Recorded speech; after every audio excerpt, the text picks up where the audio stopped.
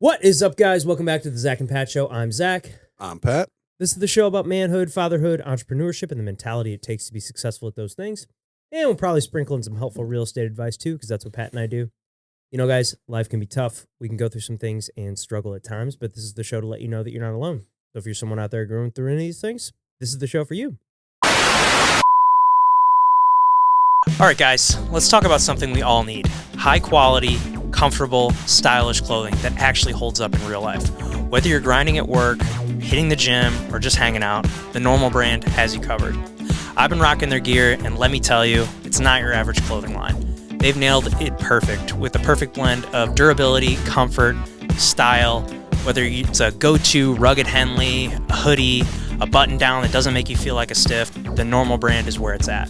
The best part is you can support the show while upgrading your wardrobe. Just hit the link in the description below. Check out their collection. Trust me, once you try it, you'll wonder why you didn't do it sooner. The Normal brand. Made for real life, built to last. Now go check them out. Shout out to our friends over at Captain Beard Co. Guys, if you are looking for beard care products, shampoo, conditioner, body wash, give Captain Beard Co. a try. They have this unbelievable beard butter, balm, oils, and then it smells amazing. Ladies, if you're looking for something for your men as a gift to help with their grooming, check them out. Also, if you guys are looking to just set the mood one night, candles, unbelievably smelling candles, made with all natural ingredients here locally to St. Louis. Give them a shot. Also, while you're there, use the promo code Zach and Pat for 10% off your purchase. Hey there, guys. We really appreciate you checking out the Zach and Pat Show. If you can obviously tell, we are a newer podcast, but one way we're really trying to grow the show is trying to get up the amount of subscribers we have. So, if you're watching the show and you're getting something out of it, we'd really appreciate it if you could click that subscribe button. That would help us out a ton. Please click that button, and now back to the show. We have a very special guest in studio today. This is his second time on the show. He is a Brazilian Jiu-Jitsu purple belt, an architect by trade, a husband, a father of 3 girls now. Welcome back to the show, the great and powerful Remington Knight. Thanks, buddy. Yeah. Welcome. Happy to have you back, buddy. It's been about a little over a year since you were here last. Yeah. Lots changed. Yeah. Different venue. Yeah. Different venue. Yeah, That's the only thing that's changed in the last, 12 months for you. Yeah. Yeah. Things are significantly different in my world since the last time I was on, for sure. Yeah. Well, how's it different, Remington? Tell us. Well, everybody always says like going, from 1 to whatever it is next in terms of kids it's never like a 1 + 1 situation. For me, is obviously not a 1 + 1 is 1 = 3 now, or 1, 2, 3 now. But it is. I've said it like a handful of times at this point, where it's like it is exponentially more work than I ever thought it was going to be. The zone defense is not a defense I prefer in any way, but it is a part of my reality now. Yeah, dude, it's absurd, just the level of just going day in and day out. There's always something going on. Somebody's always crying. I'm constantly asking, why are you crying, to whomever it is. It's a lot. So how old are the twins now? 6 months? Almost 9. Oh fuck. Okay. And your oldest is, you're 1 month behind Theo. Yeah. Yeah. And your oldest is 4? 4. Yeah, she just turned 4 a handful of weeks ago. Nice. Oh, so what's it like with the twins and the? It's super cool just because they're now at 9 months. Well, the chaos of like they're crawling and moving and standing up and that kind of stuff, and it's that you're just basically in a low squat, like corralling them at all times. That is chaos for sure. But like you can actually start to see like legit like interactions and like them having some personality, which is super cool. For whatever reason, Palmer, the youngest, the third, she started out being smaller, and she's now potentially bigger than Keegan, my second, and she loves to crawl on top of Palmer, and Palmer hates it. And like it's almost like watching like wrestling matches, like seeing them two like interact, and like I'm constantly having to pick one up and like move her out of the way and everything. And she'll just go right back to it. It's nuts. But no, I mean, are they identical? No, they're fraternal. Okay. Yeah. Okay. And you can definitely tell the difference between the two. Okay. The story and I'll even tell it real quick. The story behind how you find all that out now is very different than like what it had been even like a year ago. So basically the way that they test for, and you only do this if you request it or if like if you're the female is at a certain age. So because Emily was air quote older, even though she was like whatever 33 or 34 at the time, they do genetic testing and everything.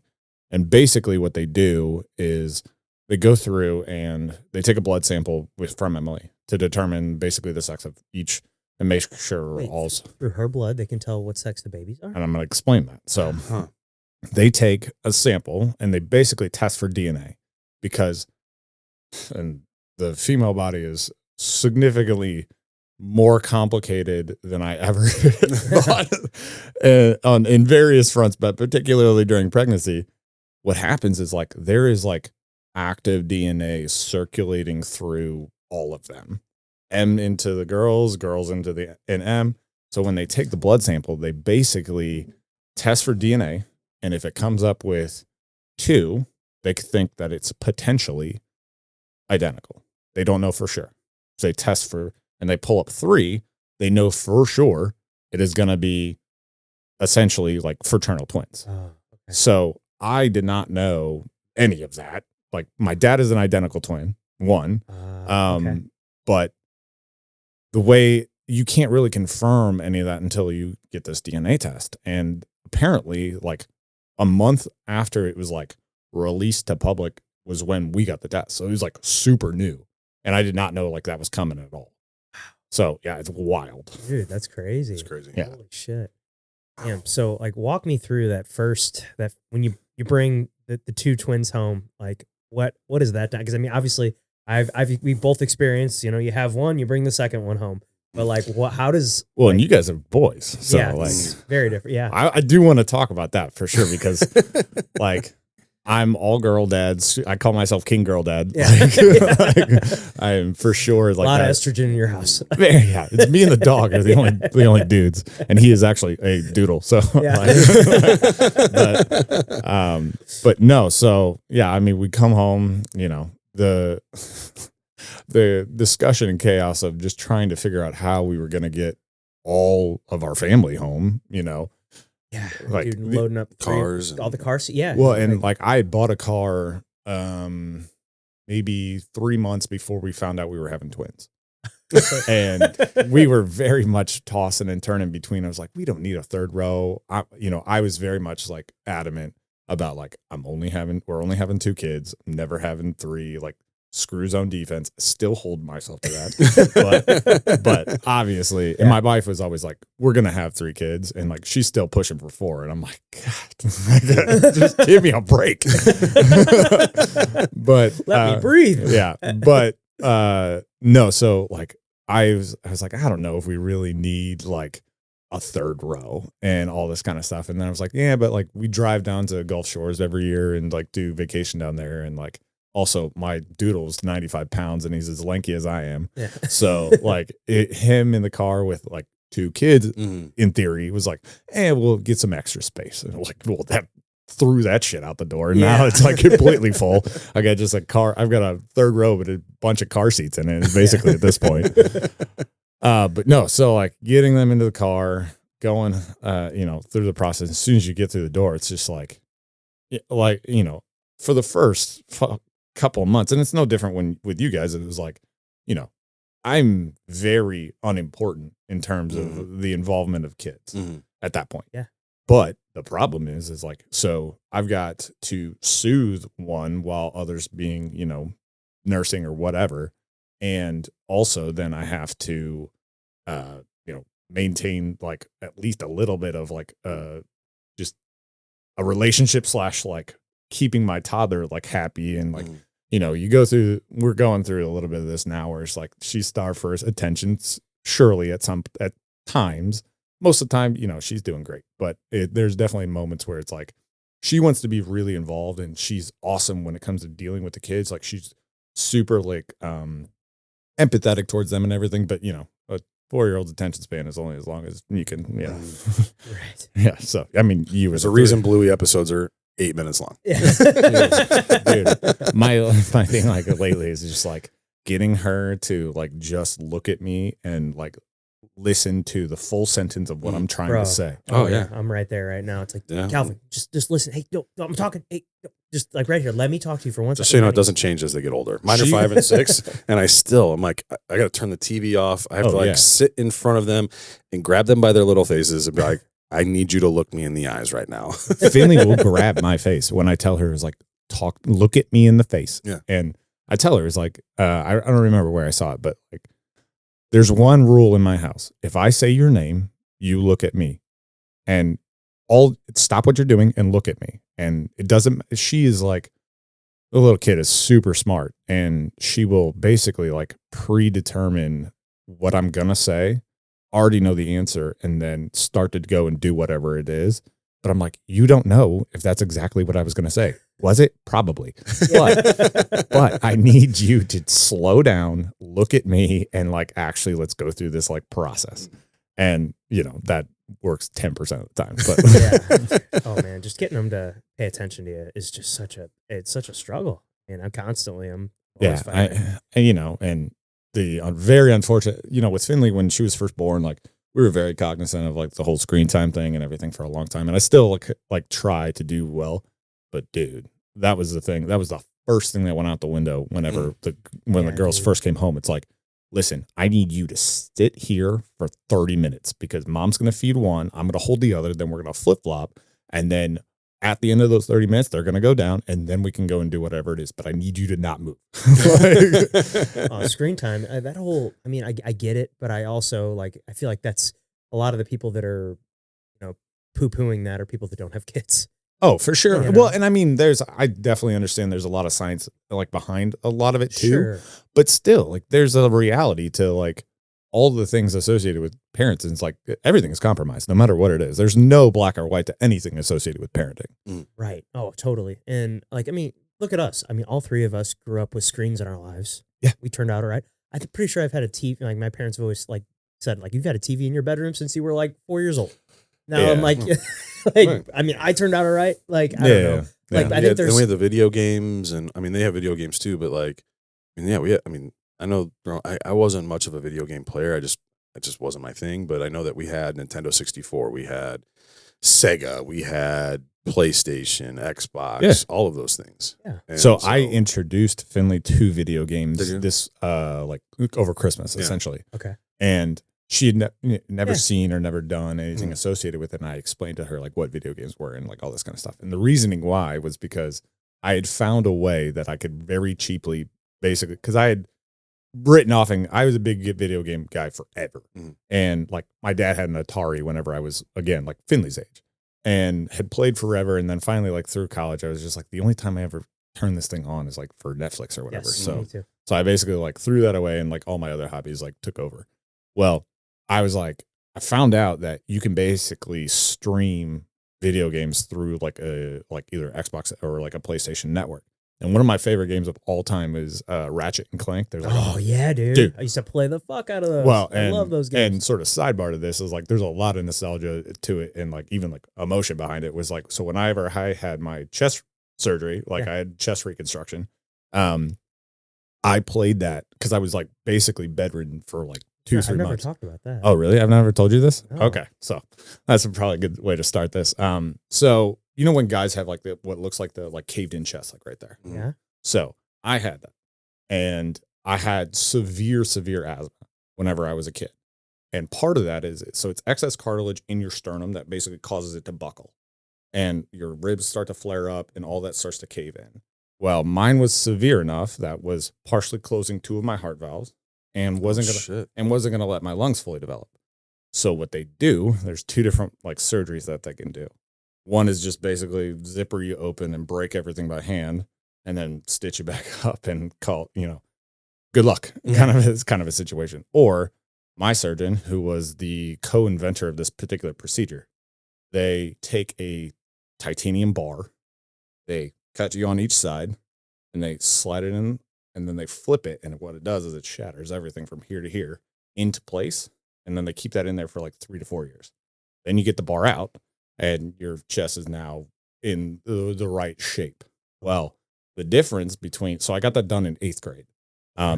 Typically, and the reason we like sort of found, we always knew it was there, but the reason we found out it was a problem was and this is like crazy embarrassing story, but like I was. Don't worry, nobody's listening. Yeah, exactly. But hey, I mean, it transitioned into like a lot better situation later. Right.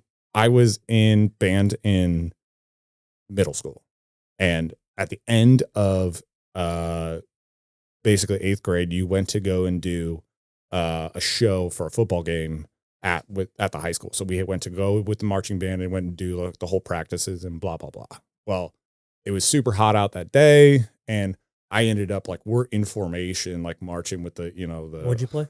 That's the embarrassing part, clarinet. But so I was marching with them and I fainted, and like I was in the situation where I could feel like, now it's funny doing jujitsu. It's like I could see tunneling coming in and everything, and then all of a sudden it was just like I was like, I got to get out of the way, otherwise I'm going to get trampled, and I just started running.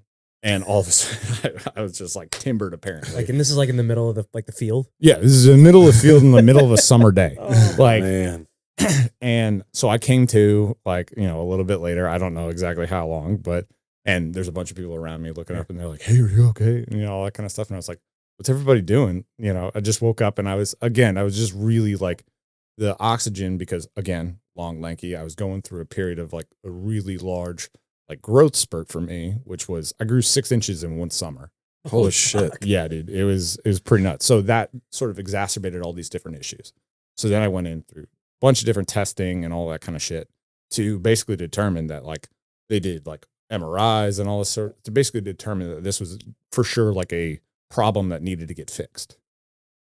So went through, did the surgery, sucked so bad. Had same pain medication they give to pregnant women, had an epidural. That is awesome, by the way. Really? I had a little clicker button that like every time I did it was a direct injection of morphine into my spinal cord. Oh, fuck. Yeah. Now there's a limit they give you in terms of like how much, the funny thing is they show like your like click rate in terms of like when it only will feed so much. But like as soon as like pain starts to ramp up, I was like mashing that thing like it was like nothing. Sorry. But yeah, so had the chest reconstruction and like got to really like a level where it's like before, in middle school, I couldn't run the mile run like during middle school at all. Couldn't run the whole mile. Really? My sophomore year in high school, I ran a 5:15 mile after the surgery. Like my sports went from like barely being able to do anything to being really good at stuff. Yeah, I would assume your in like lungs 2 your years. lungs are That's important when crazy. it comes to running, Well, I had space. Yeah. That's all it was. It was Yeah, like I just didn't have the space or capacity at all. That's crazy. I didn't know. I had no idea that happened. Yeah, I still have the bar too. Oh, really? They didn't They take it out. Oh, they take it out. Oh, I you have kept it. Oh, you kept it. Yeah. So is it like a rounded bar? Like No, is it's it like it literally looks like a 1/2 inch wide, 14-inch long piece of titanium. really? And there's a Oh. little side bracket, dude. Medical like grade like stuff. It like does not look like it's that much different than the shit you get at Home Depot. Like, Well, that's well, I would think, because like when I'm trying to pick, like I feel like our is rounded. Like there's a like it's got kind it's of, like- bent. Yeah, for I was sure. gonna say is the bar kind of bent? Like, yeah, okay. and it's the wild shit. It's like all like the tooling marks on it from like them having to hammer it out. Yeah, Dude, Yeah. I've seen a couple surgeries where people are like out. Like I've seen one where a guy got his Achilles like reconstructed and Mhm. snapped, and just the way that the doctors are like fucking hammering, Yeah, you're dude. like they're not gentle at all. Well, and yeah, not at all. But and the crazy thing about it is like, so they had to size the thing for me to grow. So like bigger, I yeah. had So you like had a little sticking lump out? on the side where like I could hit it with a spoon and it was like this dull, like Ding! I mean, Or, it was yeah. like more or less, Yeah. but like, and you're like, oh, dude, that sounds so gross, but it's like a little party trick for me. What Whatever. was yeah? So how long did you have the bar in there? 3.5 years. Oh fuck, okay. Yeah. So I got it out my junior year of high school, and that getting it out was significantly easier than Getting it put in. Oh, That makes by sense. a lot. Like getting it in was by far and away the worst pain I've ever been in my life. Right, because they're shattering. You said they basically shattering your sternum. The top and ribs associated, because the cause of like that, basically your ribs flare out like from process of this. So they have to break those and basically take out sections and bring it back in. Like it sucked a lot. Oh my gosh. How long are you out? Like before you could like? I wasn't able to. I wasn't cleared to do anything for 6 months, but you know what that means. Yeah. And of course, like I got it. I was in the hospital during Christmas, and so obviously that super sucked. Sure. I got my epidural out on Christmas Day, which that was the worst pain I've ever been in by a lot, because I had to. Yeah. I was in the hospital at that point for probably 3 or 4 days. I'd immediately go from like ICU into like a recovery. Yeah, at that point, they take the epidural away, and I'm going from a direct injection of morphine into my spinal cord to like pill meds. Yeah, that was just like Tylenol with codeine or something, some equivalent to that. And it's like, buddy, we need to up the dose on this. Like this ain't working. And the graphic part of all of this is like, so the come down off of like that kind of medication nausea is like one of the biggest like side effects associated with that. So imagine throwing up with a shattered chest cavity. Right. Oh my gosh. Oh, yeah. That sounds terrible. Your chest just flexing and yeah. Real rough. Imagine the worst knee on belly you've ever felt, but like actually it was like shattered. The inside. Yeah. But yeah, and then like honestly, the I think was somehow worse than that. I mean, it's sort of like a twofold kind of thing, but like my legs had like atrophied from basically not doing anything for 3 to 4 days, sitting in. Isn't it crazy? It happens that fast. It's nuts. Yeah. Well, and I was a little asshole of a teenager at this point, like just being like, I'm just laying down the whole time. And they were like, you need to progressively get to the point where like you're sitting up, and like that was agony. So me getting up and walking was like, I'm not fucking doing that. Yeah, every step is just jarring. Well, I was being such a little shithead that my actual surgeon had to come back and basically pull me out of bed, because like I was just telling everybody, absolutely no, I'm not doing that. Well, that doesn't happen like really ever. This is all at Children's Hospital, which shout out to those guys. They're amazing, the stuff they do over there. But the dude like pulled me out, and like I had to do like walk laps around like the little ward area. Boy, like just streaming tears, like just completely in the most pain I've ever felt in my life. And like anytime I have anything, like I was saying earlier, I was like, I randomly hurt my knee doing potential yard work. It was like, I try to remind myself and be like, no, it's not this. It's not this. Like, it's not this. Yeah. Yeah, dude. I don't know what's more embarrassing, the tripping and falling and passing out and thing, or hurting your knee during doing yard work as an adult. Yeah. It's more the fact that I was in marching band and passed out. Story. I quickly did not do marching band in high school. You got put to sleep by his clarinet. Honestly, I'm surprised you don't see more of that too. Because I mean, I remember being in high school, seeing those guys out there practicing on the turf in the heat like we are. Yeah. And you're I mean, playing a wind instrument, you're constantly with a compromised lung capacity. Right. Yeah. Well, I mean, even without a compromised lung capacity, I'm surprised you don't see more people just because of the heat and constantly having to hold your breath and all that. I mean, I wonder if like, and this is like maybe completely anecdotal, but like the concept of like everybody walking around with, water bottles now. Yeah. Like, that's just like thing. The general idea of like hydration. Like I didn't have one, much less care about water at all whenever I was a kid. Same. Now it's like everybody's got to have a $50 water bottle and walk around with it. Including my toddler. I really didn't start. We got a Stanley for him too. Yeah, of course. Yeah, I mean, I don't think I really started carrying a water bottle until I got to college. I had my wisdom teeth taken out, and also side effect of pain meds, you get constipated. Oh yeah. And so like, no, it's terrible. Tell me about it. Yeah, it's terrible. And so, so I just had gotten my wisdom teeth taken out. And so I was on pain meds for that and got backed up. And it was because I was like dehydrated and wasn't drinking enough water. So like from then on out, I just carried a jug of water with me everywhere I went. Made sure I was always drinking enough water. Dude, hydration's so important. Like it's something I mean, it was something that was really harped on me. I really didn't even think about hydration until I got to high school and started playing football.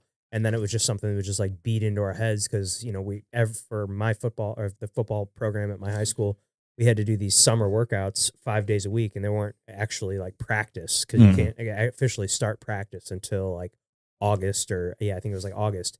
So, but we had the like team workouts for like 3 hours Monday. It was like Monday through Thursday from like 8 a.m. to like 11 or noon. But it was like something that they just harped on. You gotta be drinking water. Everybody had to be drinking a gallon a day. Dude, I didn't even think about it until, I think honestly, I didn't think about like hydration at all until I had kids, because the only thing I can control in terms of, you don't get sleep at all, particularly when you have twins at all.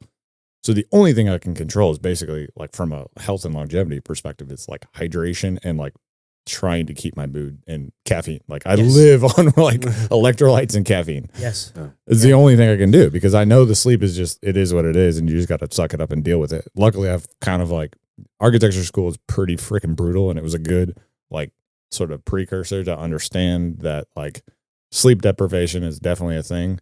Now, obviously, as soon as you get older, it's way worse. Like you just don't recover that way anymore. And I've been like, between jiu-jitsu and everything, it's like, as long as I'm doing relatively okay in terms of like hydration and like I get sleep when I can, like I can handle it. But yeah, I mean, I didn't even think about it until I had kids. Yeah. I mean, my nutritionist has it on my list of things I got to do every day. Is drink a gallon of water. Yeah. So I drink like 7 of these every day, at least, just to stay hydrated. If I'm working out and I'm sweating, obviously I'm going to add 1 or 2 more on top of it. But yeah. It's crazy. I mean, like the second I feel off at all, it's like the first thing I've like think about is like, okay, have I had any water today? Oh man, I really haven't. Like that's probably why I feel off. Like I've got a little bit of a headache, a little bit of like just not feeling like myself. And it's like, okay, slam a couple bottles of water and I feel like a completely different person. You're like, oh, imagine that. Yeah, imagine that. Oh, yeah, I just lived off fucking energy drinks and coffee all day. Yeah, I've only had 400 milligrams of caffeine and about 8 ounces of liquid. Yep, that's a normal day. Very normal day for sure. Yeah, that was the other thing, is like, as soon as like we brought the twins home, it was like, all right, man, just like convenience over everything, no matter what we're doing. Is like, also like me and my wife, we constantly are like, same team. Okay. We're on the same team. Like, whoever is like dealing with whatever, it's like, we're not going to yell at each other for something that we can't control. Yes. And, but then it's like in the mornings, it's like, all right, just brew up that thing and just keep it going for a while. Like, yes. Yeah. Refill it. Yeah. Damn, man. I just, having twins, like that would be it's a game changer. It's really hard for me to like portray, and I try not to like doom and gloom everything with it, because you can't it's not gonna help. Did we choose to have twins? No. Did it happen out of nowhere? Yes. But like, I can't control that now. Also, like, they're the cutest things in the whole wide world right now. You wouldn't change it. I mean, you wouldn't change anything in the world. No, absolutely not. And it is what it is, but like, you just gotta, sack up and do it. Right. Like, you have no other option. Absolutely. Just figure it out. Completely. Yeah. And that's, a lot of it is definitely figuring out. Like, we hit like a 2-week window where like everything like was just nails. And like we were like, our routine was like great. Everybody was in a good mood. We all hit like, I put the girls down after like doing a couple months of like sleep training and stuff. And they were like, put them down, they go to sleep. Finley, we would put her to sleep pretty easily and like no issue, because she was a big problem when it comes to sleeping and like actually getting her to go down. But I feel like that's everybody's first kid. Oh, yeah, they have like FOMO. Like they just Yes. Oh, totally. Yeah. And I get it. Like, Right. I still don't want to go to bed, and I'm 32. Right. Totally. Every night I fight. I like find myself. I guess it was Mike Allen. I saw on his story a while back. Mike Allen's a black belt at our gym, and he was like, well, I probably should go to bed right now, but I'm still a little kid and I just don't want to go to bed. And I'm like, that's me every night. I never thought about it, but it's like, that was me as a kid. I never wanted to go to bed. I want to stay up, watch TV, hang out. Yeah, and we've talked about this too. Is like, after the kids go to sleep, it's like the first time I get to talk to my wife for like the whole time. Yeah, it's the first time I could sit down. We have an actual conversation, not like, hey, get that diaper. I got this diaper. Go get that food. Go get this food. Like, has he eaten yet? Oh, wait. He wants to go outside. All right, I'll take him outside and ride his bike. Dude, you watch him inside. Literally yesterday. Ready, break. Yesterday, my wife's coming home from work and she came home later than I did. So I ran over to my in-laws, grabbed all the kids, brought them home. As soon as I walked through the door, Boomy, my dog, had peed in upstairs and downstairs.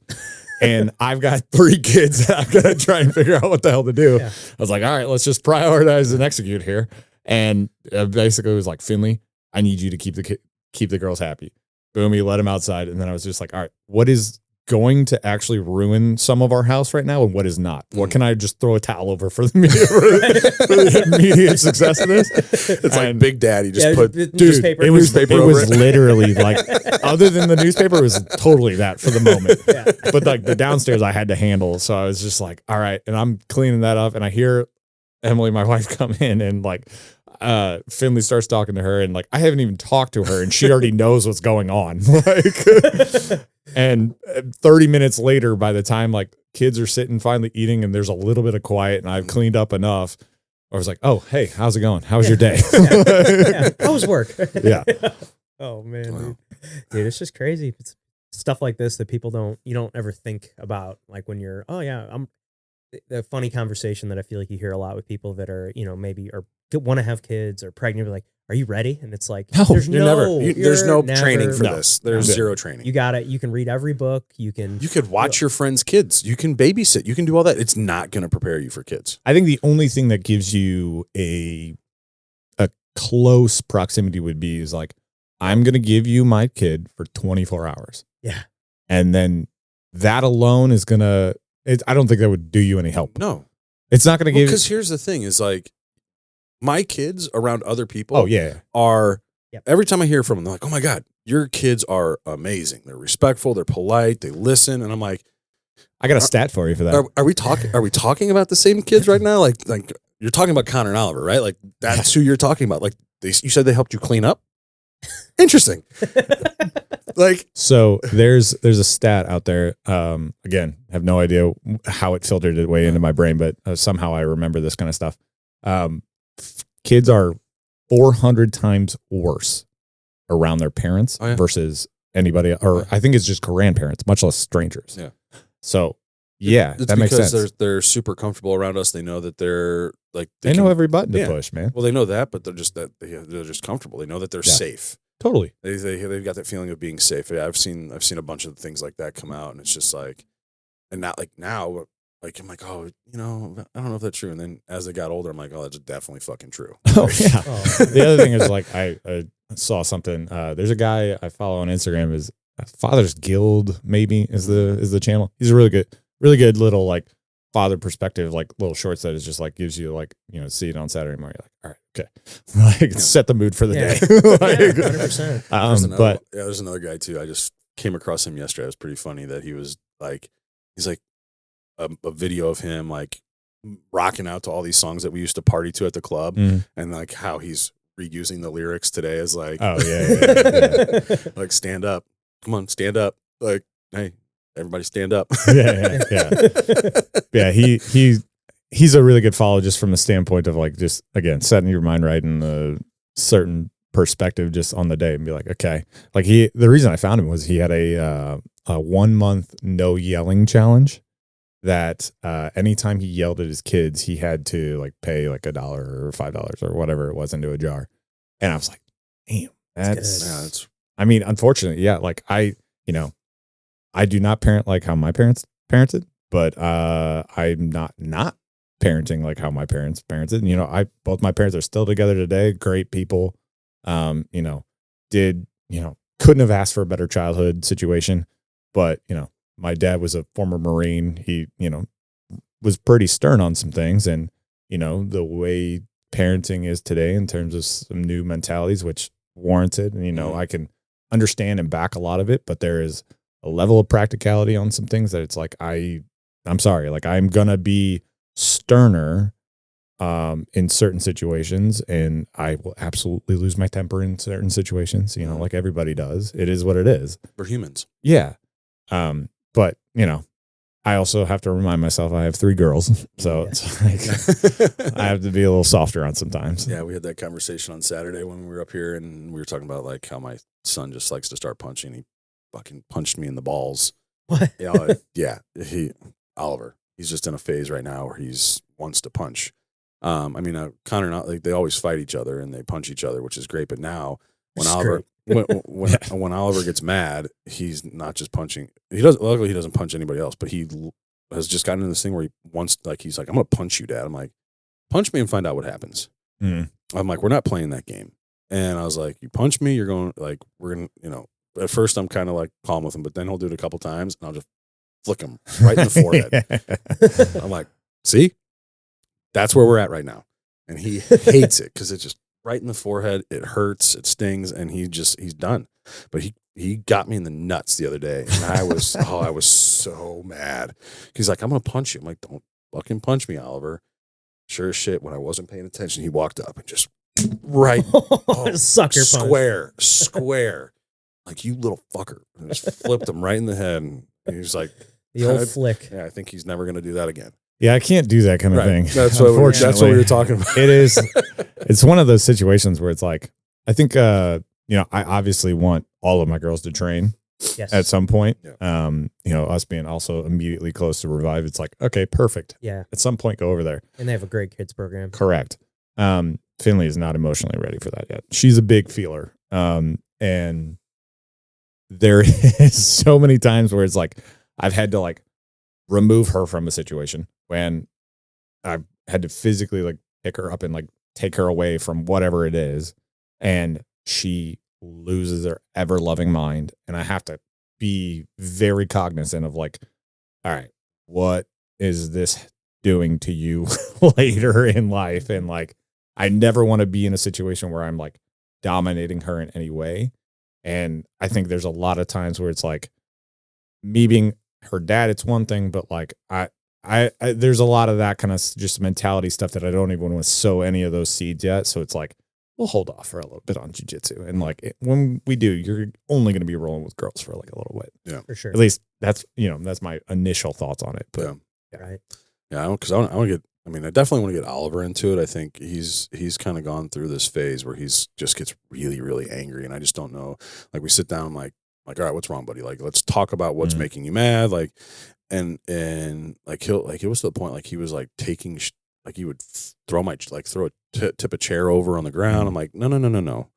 Like, if we're mad here from now on, just stomp your feet. Like, yeah, like, that way we can, like, hey, we're putting an action to the anger. We're not causing destruction, but we're putting an action to the anger. So now we can recognize that we're angry, and now we're going to talk about it.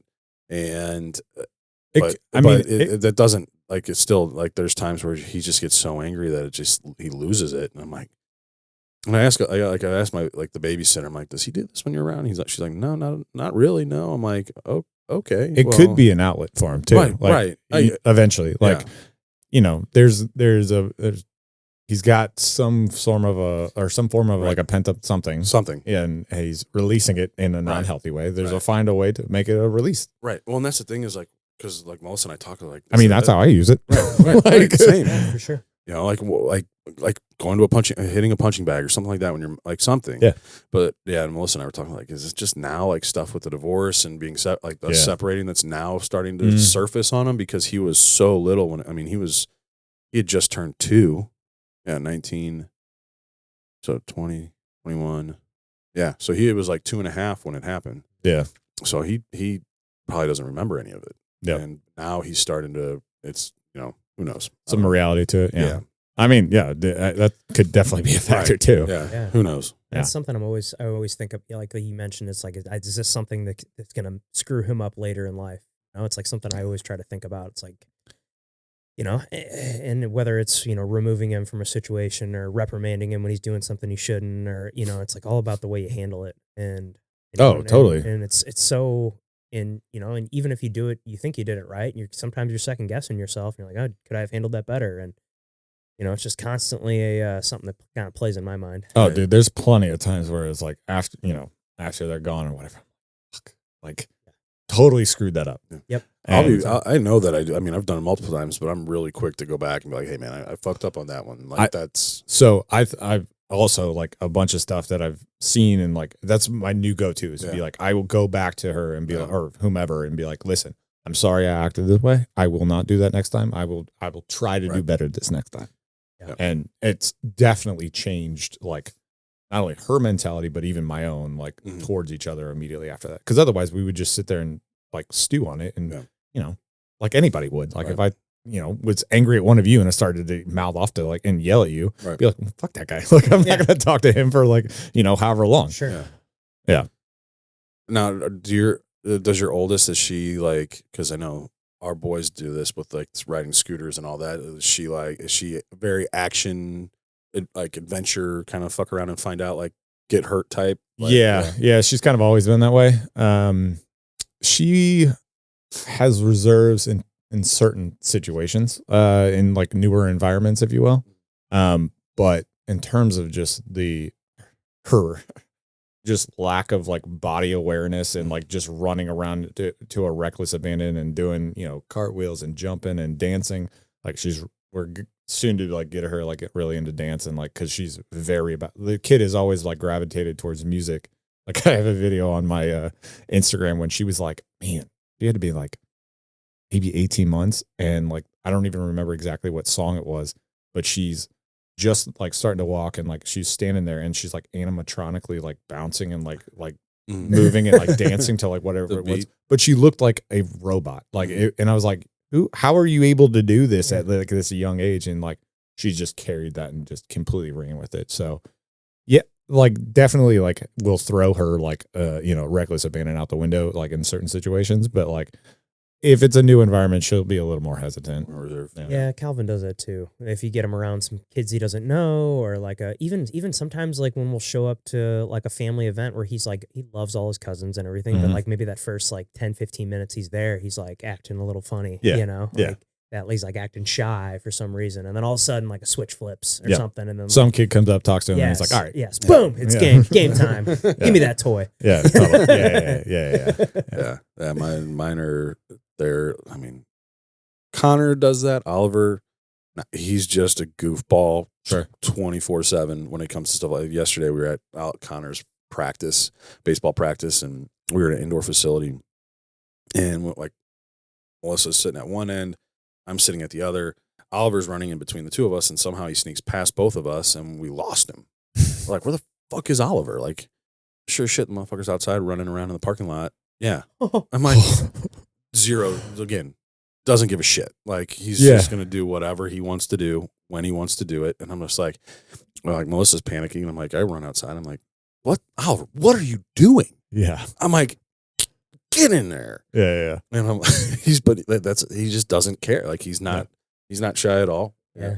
Connor will be a little bit more reserved until he kind of assesses the situation and where he like falls within the social dynamic, and then he's off. Or Oliver's like, no, I'm making the social dynamic. I'm always amazed with kids' like ability to have simultaneously ultra focus on something and then immediately switch focus and then go right back like as deep into like whatever it is. It's like switching a channel, but like they fully believe in whatever environment they're in and you can't break their focus from it. Yeah. And then all of a sudden be like, oh, I'm going to go do this now. And then do the same thing and be like, kid, like just look from 10 feet away for 10 minutes. Yeah. Yeah. Whew, man, I agree. It amazes me as well. Now, how does your oldest deal with like, this is something I'm running into. That's why I'm asking. How does your oldest deal with like sharing when it comes to the twins? She is incredibly helpful on many ways. She will obviously like there's this one like Minnie Mouse book that we read to her like maybe 1,000 times before the twins were here, partially just to like keep sowing the seed because there's a lot of good lessons in it. And one of them was like thing bringer, like, and it was like, you can help get like all these different things. Now, that being said, now that they're up and moving a little bit, there's a lot of like, she wants to pick, one of them up and like move him, drag them around and all that kind of stuff.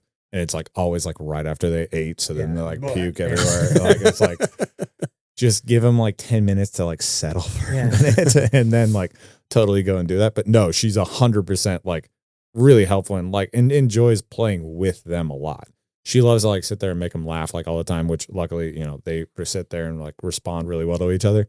So like, hopefully, that just kind of continues for a while, but I'm sure there'll be a turn at one point. Oh yeah. Because he can be like my oldest with my youngest will be, and because we're almost similar age gaps, like, because she's a year older than Calvin. Yeah, she's a year older. But it's he'll be the sweetest to him and like go over and, you know, give him a hug and hold him and like want to be his best friend. And then the next minute, if Theo's crawling around and just grabs one of his toys or something, it's no, he like comes over, rips it out of his hands. And like, you're like, oh dude, just let him, you weren't even playing with it. Just let him have it. We went through like a little bit of that kind of stuff, like, but it was like with our own stuff and the kids weren't around at that point. And it was more like interaction with other kids. But then like that pretty much went away right around like a year later. So, I mean, good luck.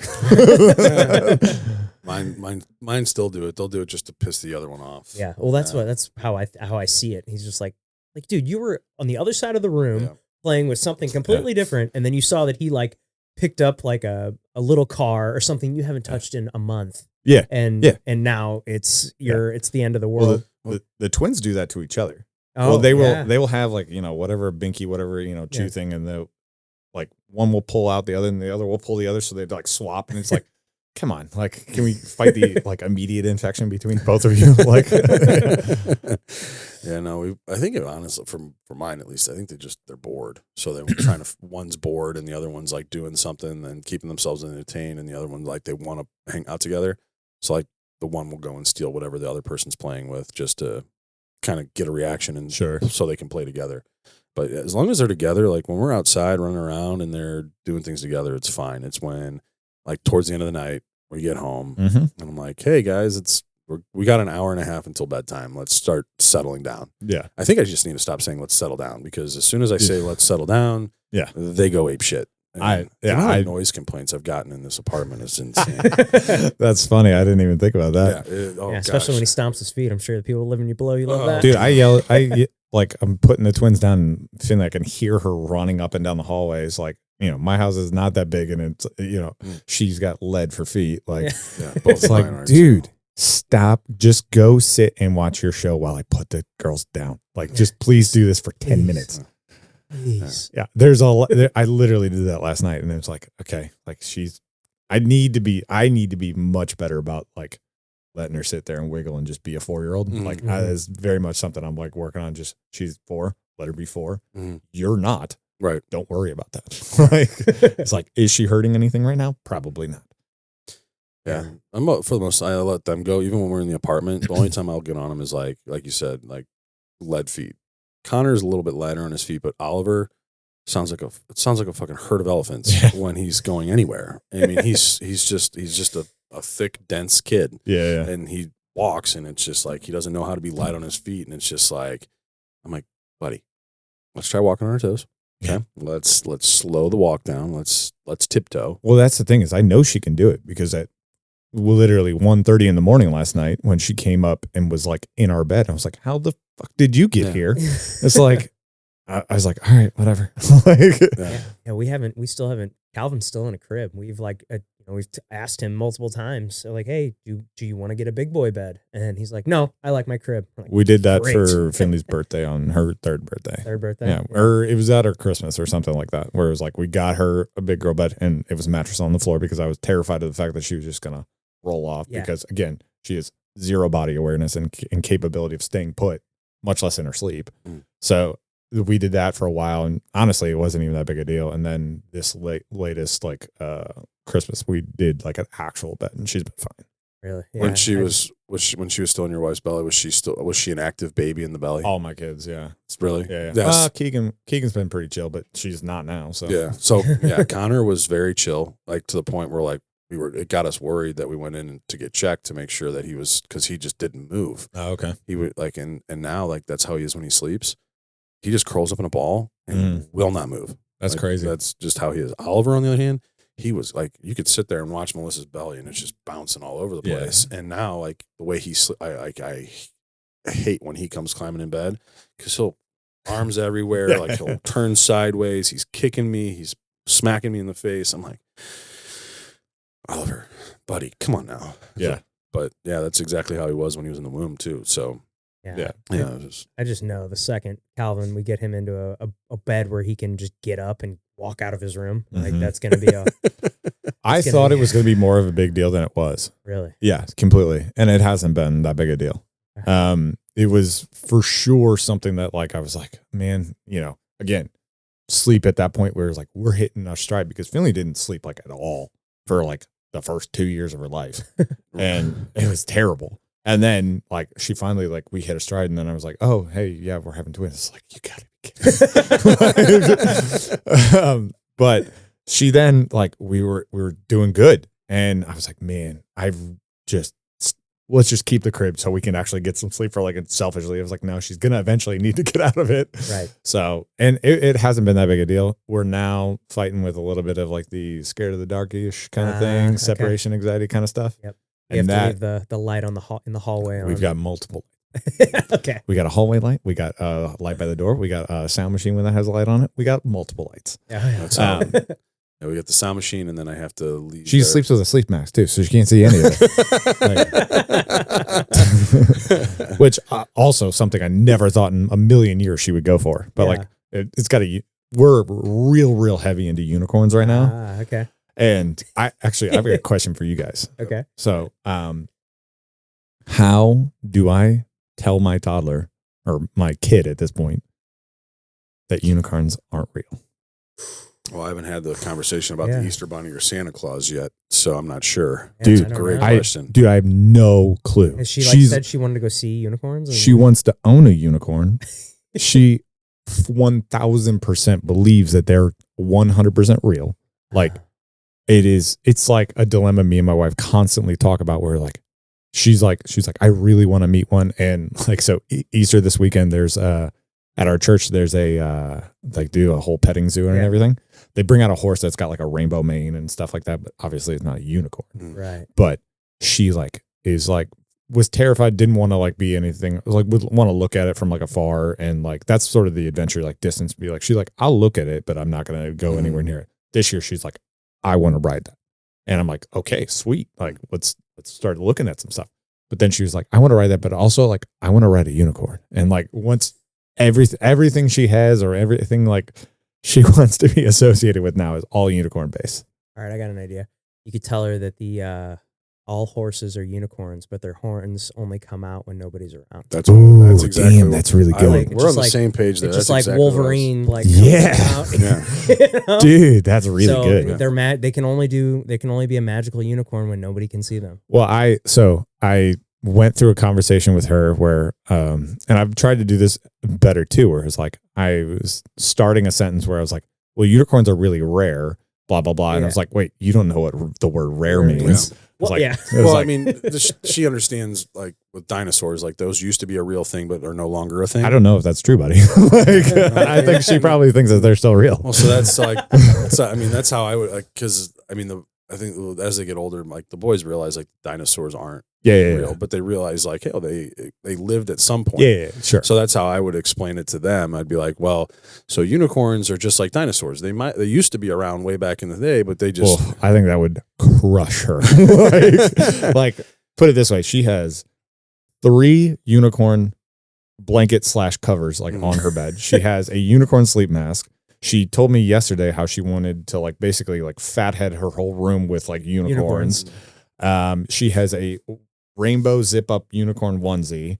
Like, we are to the 10,000th degree in unicorns right now. There's a show on Netflix that she is obsessed with called Unicorn Academy, and it's all about this. Like, it's basically like take Hogwarts for like a girl that happens to ride horses that then finds out like her secret dad and like ends up being like this unicorn academy stud dude that like she then like gets invited to go to like the Unicorn Academy, and it's a whole thing. It's 100% just a ripoff of Harry Potter, but like with unicorns. Yeah, but with unicorns, and like, well, like the whole show is about it. Obviously that's already in Harry Potter, but yeah, dude, like it is a whole thing, and like we're just sitting there like, I think we're just gonna ride it. Like, let her just be like, believe until she does it. I mean, and that's the thing is like, it's like eventually it's like my thought process is like, all right, do I want to be the one that breaks it to her in a way that helps her understand, or do I want her to find out from her friends who are going to tease her mercilessly for believing in something that's not real anymore? And I'm just like, you know what? I'm going to save my kids that once that time comes with like talking about Santa and things like that. I mean, but I'm sure you guys, but I know exactly where I was when I found out Santa Claus wasn't real. Oh yeah, I did. Yeah, I know I can remember specifically the crushing car my- I was just in. Yeah. crushing my parents because I remember it was like right around Christmas time too.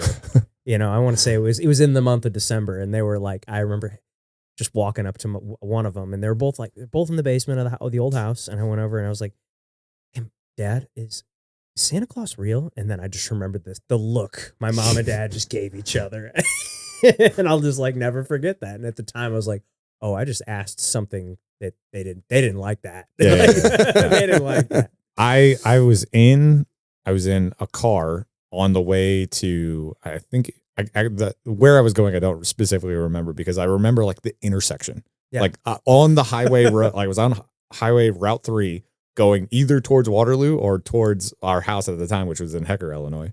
And I remember specifically asking the question, is Santa Claus real? And like my mom having to like tell me. Yeah, like tell me. Like, Well, I had a lot of older cousins, Mhm. and so Christmas time would come around, and there's a big age gap, and we'd be talking. They're like, "Yeah, Santa's not real," and then just like from there, like, "Hey, we were at my grandparents' house, and my dad was like, yeah, it's just the way he explained it. What did he say? It was he's like, well, he's like, it's a theory, like everybody, like in terms, like I think I've even like you see it nowadays, like people talking about how to explain it to your kids in terms of like, well, everybody's like it's an idea, like Santa Claus is an idea, Sure. and everybody can be a Santa Claus. It's just about being able to think of others and give gifts to others and put others first. And so, yeah, my dad explained it in a way that was like, oh, okay, that makes sense. Like, okay, so like the idea or the theory behind it is about this. And so that's just kind of, because my dad was like, anytime I'd ask him a question, his response would be physics. Like, Okay. So, yeah. Yeah. And so, yeah, so he kind of explained it away. I was crushed. I remember like being very upset about it. But I was a big feeler kid. I was very emotional. Yeah, I'm still a pretty logical, like a logical thinker. So I'm like, you know what? That makes sense. Like a flying sleigh all over the world, like hitting all these houses, like not possible. I just don't think it'd work. And my dad explained it to me. So have you guys watched the latest Red One? yes, Dude, such a good movie. It's Great. really Yeah, good. they're great. But like Really good. they go through like a lot of like Yeah. the logic and like how that stuff like actually works, and like J.K. Simmons, right? Yeah. He did. He He killed was it. awesome. Like, He was jacked. movie. Yeah. That's a new take on Santa. He was ripped. Yeah, it was awesome. It was like, yeah, he has to be in incredible shape because he's got to be sprinting the whole time. Right. Yeah. Duh. Right. Makes complete Yeah. sense. Yeah. Total That's so logic. funny. Right. That was a good one. Well, has being an architect, really, are there any like metaphors or frameworks that apply to parenting? Ooh, metaphors from architecture to parenting. Yeah, you're always wrong. No, I mean, I've kind of joked a lot of times about how architects are kind of like the middle child of like whatever it is, because a lot of the times, the way sort of the hierarchy of roles within a project of whatever it is, owner is financially backing everything, and owner's not necessarily always the user of whatever it is, and or there's other consultants in terms of engineers or whatever it is, and architect is very much the mediator / like planner, like of all of the things that make the thing happen the way you want it to happen. So like when then somebody wants an answer, I'm the person that they come to try and, or somebody has a problem, I'm the problem solver of like all of those things. So if I don't have the answer you want or expected, I'm always going to be the wrong or I'm going to be in the wrong at that point. Right. Yeah. Okay, that makes sense. Yeah. I mean, my entire job is 100% problem solving, whether it's relational or actual physical, like building solutions. Like a lot, I marry between the two constantly all day. Makes sense. Yeah. Yeah. I can't imagine. Well, I can, but because we do a lot of problem solving in our Well, I mean, industry, but it's different. it's not that dissimilar to like the stuff that like we've talked about a couple times where you called me and be like, hey, what should I do here? Yeah. I'd be like, well, you've got like 20 different things that we can start to look at, but like, let's start talking about one budget. Let's start talking about two. That's like the first thing is, well, what's your budget? Yeah. It was like, what's your immediate problem that I need to solve? Okay. You get water coming in to the basement or whatever it was. And I was like, okay, well, where's the water coming from? Okay. Stop it there. And then we can start to look at like, okay, ways to prevent it from still coming in if it does get past this whatever barrier kind of thing. Yeah. And then, okay, we can't dig out the whole exterior side of the building and put in, a good, French drain or drain tile around the entire building. So we got to treat it from the inside. Okay. So solve that problem. And, that's the kind of solution I have to go through in my head on whatever. And that was just an existing building in an existing condition, but I have to do that on a whole building when, if it's ground up, Sure. like, it's like, okay, what do we want to make this thing out of? What's the lifespan of your building, or what's your anticipated lifespan of your building? And a lot of people do not expect to have that question come across their table. Yeah. How long do you expect this to be here or whatever? Yeah. Yeah. And that is honestly, like, unfortunately today, like, that is a lot lower number than you would expect. Like, if I ask you guys, how long do you think typical buildings are expected to last in today's day and age? I mean, I would say at least 100 years. Longest warranty that is offered in any product is 30. Yeah, that makes sense. Which is crazy because you think, like, look at some of those houses in the city that have been around for hundreds of years. I owned one, yeah. And it was built in 1910. Yeah, it's insane how, I mean, because I look at the house that I built and I'm like, yeah, I don't see this house being around for 100 years. That's because it's not. No. It's not built or made to be that way. And I mean, that's an unfortunate side about it, but there's a myriad of different factors that are all tied to that. But that doesn't necessarily mean that it can't last that long.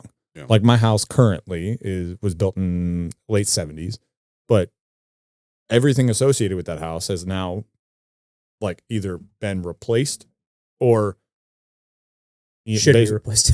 yeah, has been replaced and or, like, basically repaired to where it will last longer. Like, you get a new roof every certain amount of time from a residential perspective. The reason why is because your asphalt shingles are only expected to last 10 to 15 years. Right. And a lot of people hate to hear that, but guess what? If you live in your house for 15 years, you probably need a new roof. Right. Mhm. And or anything associated with, like, systems. So, like, your HVAC, all that stuff is not made to last longer than 15 to 20 years, depending upon the caliber of what you pay for. Yeah. And also, how well do you maintain it Mhm. and Completely. service it and all these things? Because it's like people will, they'll buy their house and then like they'll call me, like, I've had this happen before where I sold them a house in 2020 and then they call me 4 years later to sell it.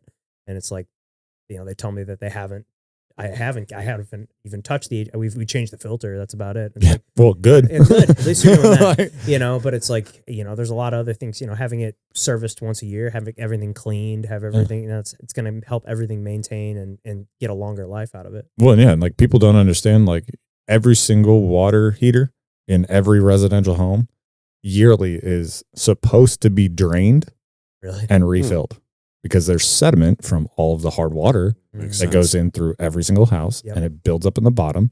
And then if you go and it all of a sudden your water heater fails after 10 years, and I was like, guess what? You have 10 years of dirt Mhm. that's been filling up and you never drained it.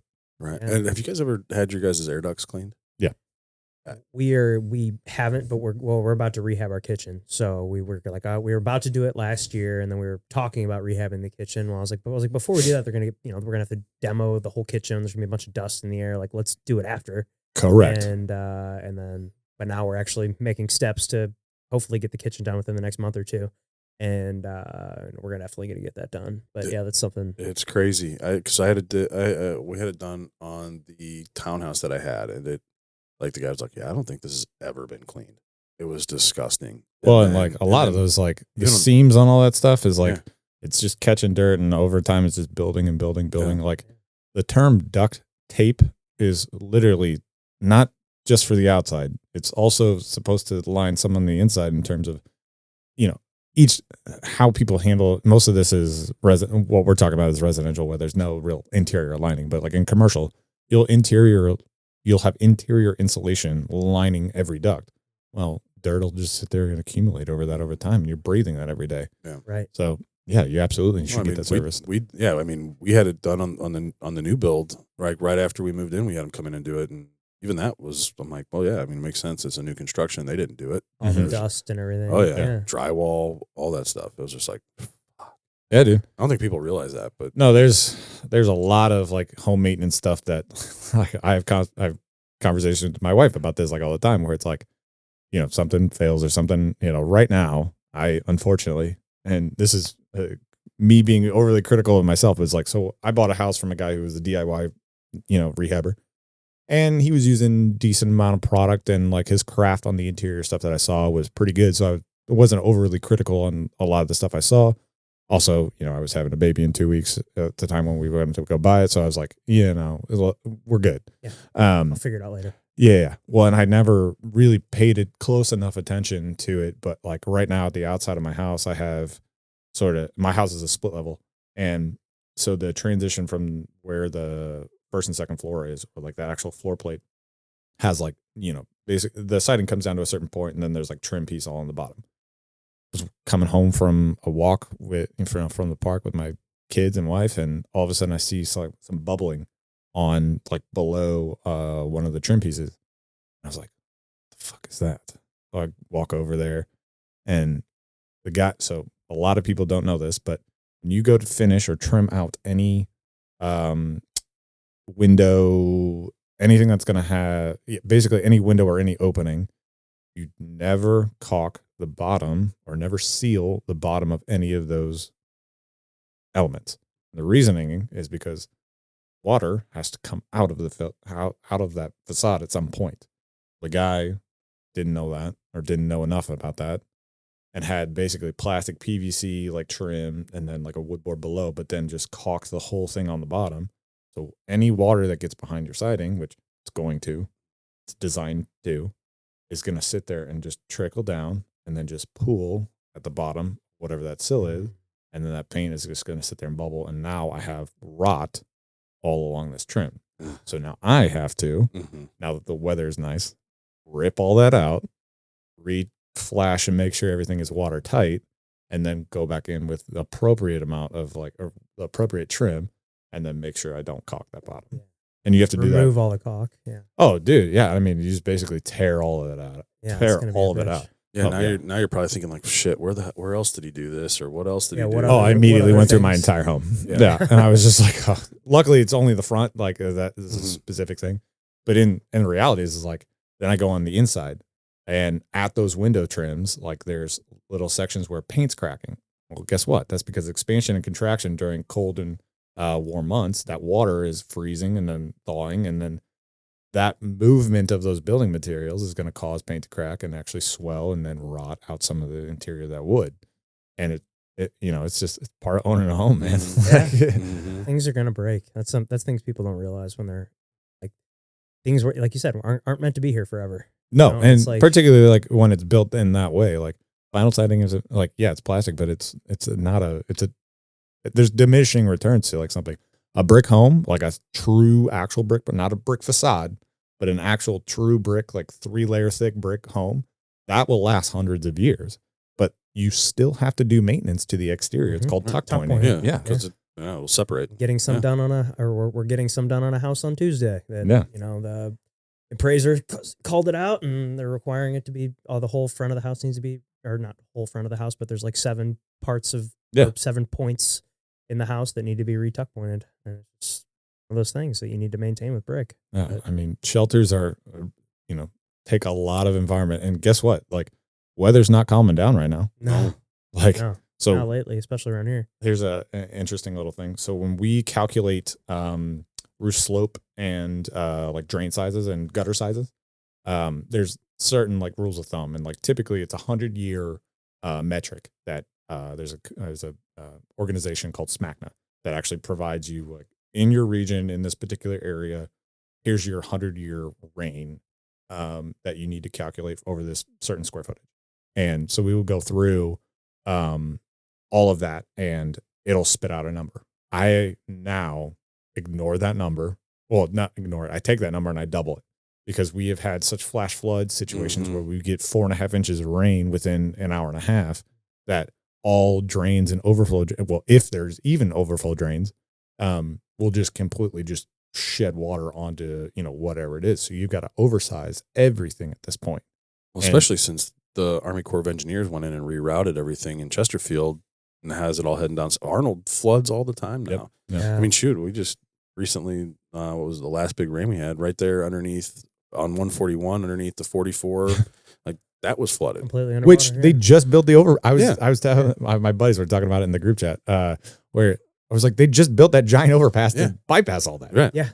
And now it goes underwater anytime there's It's crazy. crazy amount of Mhm. rain, which happens a few times a year here. Yeah. And Well, shoot, I was just down in Arnold Imperial for a closing the other day, and we had the closing at the person's house, and we were driving through, and they were in that eye of the storm that got nailed. Yeah.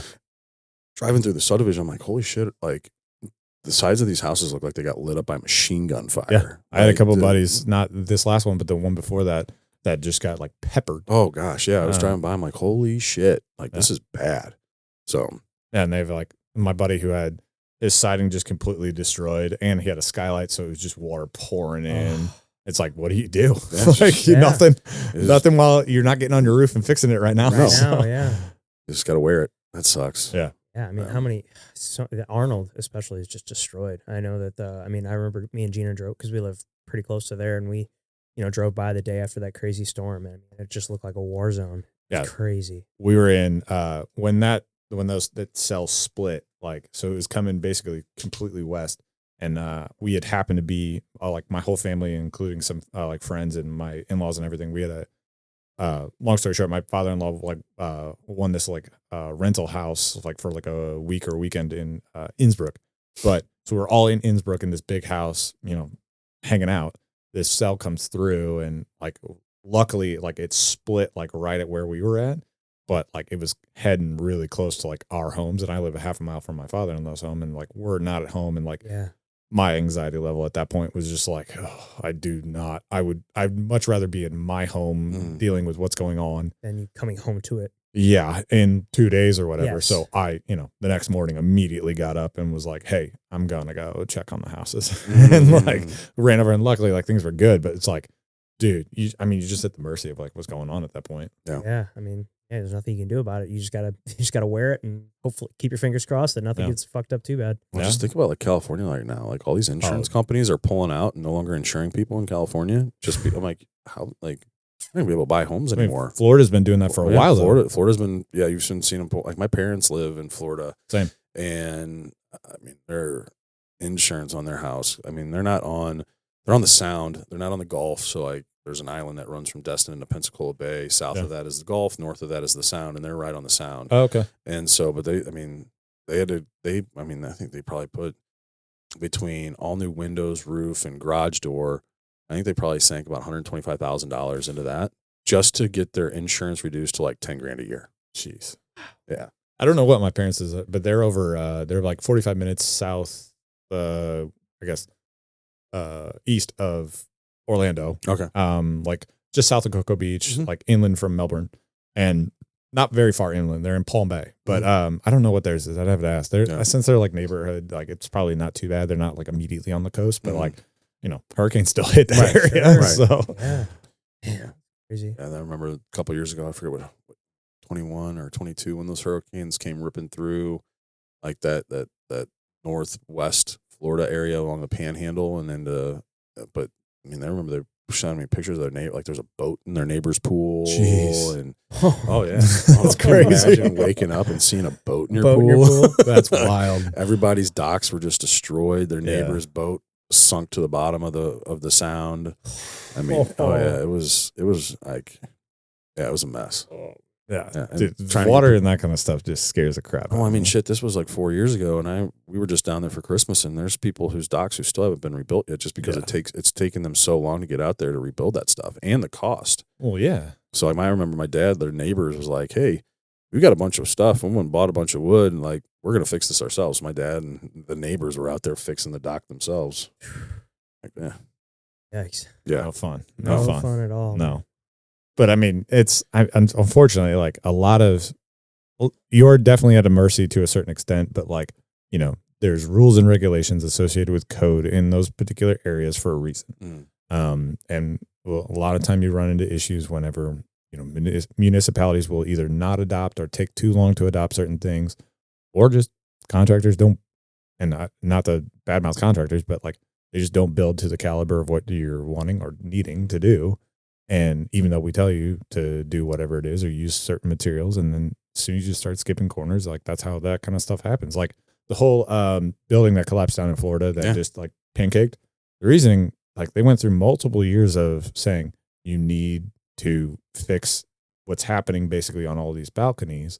That was slowly, like the moist air was just slowly eroding away all the rebar, all the structural, like integrity, holding together the entire building. And it was, HOA went back and forth and making decisions on certain things, and it was going to be really expensive, and they'd have to kick out people. And they're like, guess what, man? The safety and welfare of all the people that were living in that, I wish they would have known. Mm-hmm. Yeah. So it's like, well, we're seeing it here in St. Louis. There's 2 complexes right now that I know of off the top of my head that are no longer, Fannie Mae and Freddie Mac will no longer do mortgages in them. really? Yeah. I want to know what those are later. Yeah. Well, I mean, also Brentwood Forest. Oh, okay. Oh, Yeah. That's a big one. There's the structural integrity to the point where it was like almost the city of Brentwood was going to go in and condemn it.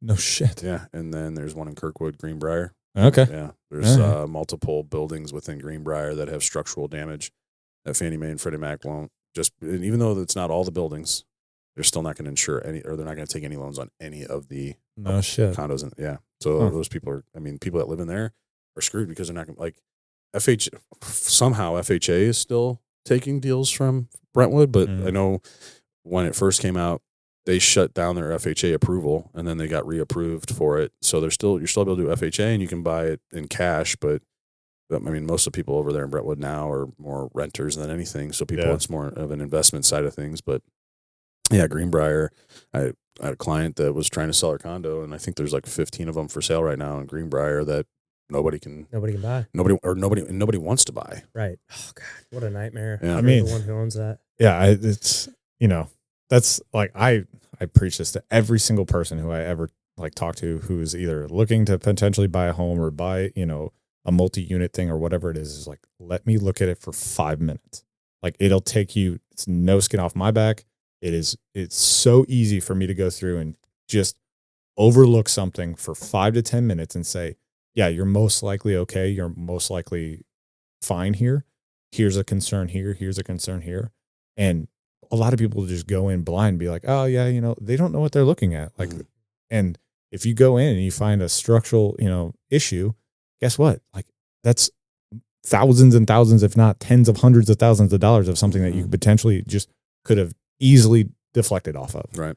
And it's so not that hard for me to like go through and just look at that kind of stuff. I do it constantly for like friends, but there's a lot more like on existing buildings around here, man. Like you just got to pay attention to what you're doing. Yeah.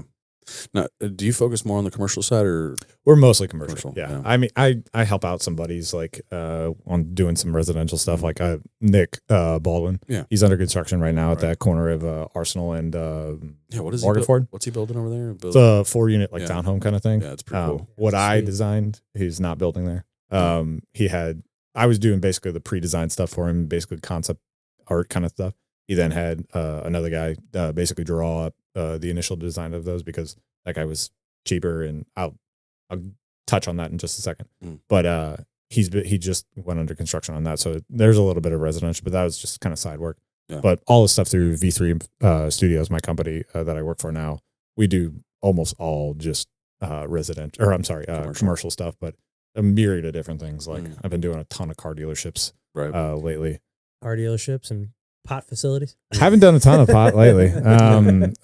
No, that's been very quiet ever since Missouri went rec. Because there's the regulations and ability to kind of go and do things easy, or nobody wants to do grow facilities because they don't want to build the infrastructure for it when they can do a couple of dispensaries or maybe build a small lab and kind of call it good. The big grow facilities is where like I will say they have the most potential of money growth, as well as me from a project base. It makes sense for me to do it. I'm doing stuff like the car dealership is kind of to the side now. I'm doing a lot of office spaces. I'm working on the Empire State Building right now. Whoa, that's cool. Which is pretty cool. And never thought I would do that. And curious to, you would think that working on the Empire State Building, that it's, I would say, the most famous skyscraper in the country. For sure. You would think that there's existing documents out the ass to try and find, all the different things associated with that. No. Really? Like, we had to send three people out there for 2-3 days to verify the 3 floors that we were doing and like get all like hundreds and hundreds of dimensions to make sure that like the relative like CAD footprint that we had was actually accurate, which it wasn't. And like we had already built a model like for it. So like it needed to, right now, like our model is like 14 inches too small. And like, it's like, fuck, okay. Like to the like time and effort to make that like get bigger is not just like a click of a button. Yeah. Not like add 14 inches. Yeah. No, it's, I have to select hundreds of elements and move them and like make sure there's a very complicated nature to like all of that. Cause I'm 3-dimensionally building the Empire State Building when I'm doing that kind of stuff. Wow.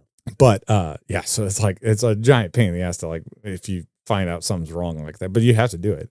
Yeah, but I feel like that's got to be like a architect's wet dream to like to like be it's like have a hand in the Empire State Building. Yeah, if you told 10-year-old me, I probably would have told you yeah. 35-year-old me, maybe not so much. You know, corporate offices definitely have some cool stuff that we can do, and we've done a lot of really cool things with this particular company. But it is, you know, it's still a corporate office. So like, you know, it's still an interior renovation. It's not like I'm, you know, re-imaging what the Empire State Building is going to be. Nobody's going to touch the exterior of that building ever. Right. Yeah. And it's, you know, as soon as you step inside the office of these 3 floors, it's like you could be in any office building. The only difference is your views are way better. Yeah. Right? That makes sense. Well, I know we touched on it a little bit the last time we were here, but are there you know, particular buildings within St. Louis that you think are just architecturally beautiful? Like what are some of your favorites? I probably have more negative things to say than I do positive, unfortunately. Well, from like a historic, like take my aesthetic aside. From a historic place, like Chase Park Plaza is beautiful as just like a look. The building next to it, not so much. Yeah, that one that like looks like it looks like a bunch of cups. Chinese takeouts. Yes, like Chinese takeout containers that's what I stacked call it. up. Yeah, no, that's a great example. I was gonna say bowls stacked up, but yeah.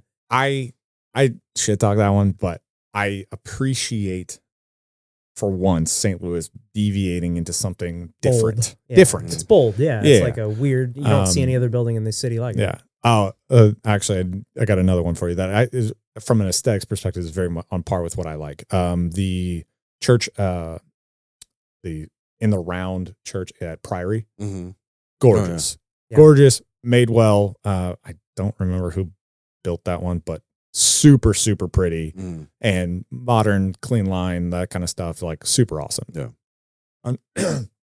Unfortunately, there's not a whole lot of modern architecture. Yeah. Outside of like, again, like I previously said in the last time, like the arch. Yeah. Yeah. Have you seen any of the stuff that they're doing out there in Chesterfield? Those homes that they're building out there? Those are pretty like modern, clean line. I don't know if I have. Boxy looking. But yeah, I saw somebody post about it the other day. But yeah, they're pretty, I mean, very modern, very, very sleek. So we had just wrapped up doing a couple projects over at Old Warson Country Club. We redid like a bunch of dining, and that place is amazing. But the homes over there, it's insane. Our buddy Robbie, he is a client that owns a home over there that's easily the biggest house I've ever been in. Really? Yeah. And it dwarfs all of the other homes associated. I think I know the one. Yeah. Is that on the corner? Oh yeah. Yeah. It looks. I know exactly the one. Yeah. Yeah. That house is insane. It does. It dwarfs the whole neighborhood. Yeah. You're like, which holy shit! Like, there is how insane. did this? It's 20,000 square foot home. It's ridiculous. But there's a lot of like what I like about that neighborhood, which I'm super surprised by. Like most of the time, those call it exclusive neighborhoods, they have very strict HOAs and very strict things that you have to adhere to in terms of what they want the overall neighborhood to look like. That neighborhood is not like that at all. You have everything from like super contemporary to super mid-century modern to like old, like damn near chateau castle looking stuff, all within the same street, much less like right next to each other, which I think is super cool. Yeah, I agree. I hate when you pull through a neighborhood and it's like, okay, it looks like there was 3 options. Not everything needs to be Newtown St. Charles. Yes, like, well, I mean, that's how my old subdivision was. Like I think there's 4 different variations of houses in there. Yeah. Yeah. It's like, okay. I mean, mine's not that different. Yeah. different strokes for different folks, I guess. I guess, You know? yeah. I mean, I don't know. When I look at architecture in St. Louis, I very rarely think of like houses. Yeah. I think of like, corporate buildings and that Well, kind of stuff. that's what I was, because like the old U.S. Post Office downtown, I think that's a really cool looking So building. funny story about that. My dad used to run security before the renovation Really? over at the old post office. And sorry, Dad, but when he was had a few too many points on his license, we'll say that, he lost his license, and my mom had to drive us from Waterloo, Illinois, to drop my dad off for his night shift at the old post office, and then come back and like pick us up. Well, at one point, like, I don't know why, but I was there like during part of his shift or enough of an amount of time where I just had free reign to like run around in this old government building. Really? Like, and it's at that point, it was basically just file storage and like abandoned. But like, I would like take office chairs and be like shooting myself down hallways for like, and I was like 9 or 10. Like, I mean, I was like pretty young, but, or maybe even I was less than that. I was probably like 7, but like either way, I'm like just free reign in a government building with like, probably no government secrets or whatever, Right. but you never know. Yeah, Like, you never but I would just rummage through everything in that building. So I agree. I do think like the renovation on that, they were beginning to talk about that kind of stuff when he was like still there, but then like he ditched that along much later after that. But yeah, it's a pretty cool building for sure. Pretty cool. So, Well, man, it's been great having you come back on the show. Yeah, It was dude. a lot of fun. Anytime. A lot of dad talk. yeah, for sure. Yeah. Well, I know the last time you were here, we weren't playing the game yet. Oh yeah. you get to- I'm prepared. You get to play the game. Yeah. So we're going to play the tombstone game. Here lies Remington. What's it say on your tombstone? So I've thought about this a lot, obviously being somebody who's been on the show before and it wasn't a thing at that time, but I don't necessarily care about what it says, but if I could dream up anything, is that the end date of my after that dash is the same as the lady laying next to me, and that those dates match up. Very Notebook ending. Yeah. My wife is very much my best friend, and if those two aligned at the same time, that would be all good on my end. It's awesome. Cool. Love it, Very man. cool. Well, thanks again, and thanks to everybody that tuned into the show. If you could, click that subscribe button. That would help us out a ton. Click that like button as well. Comment what you thought below, and we will see you next time.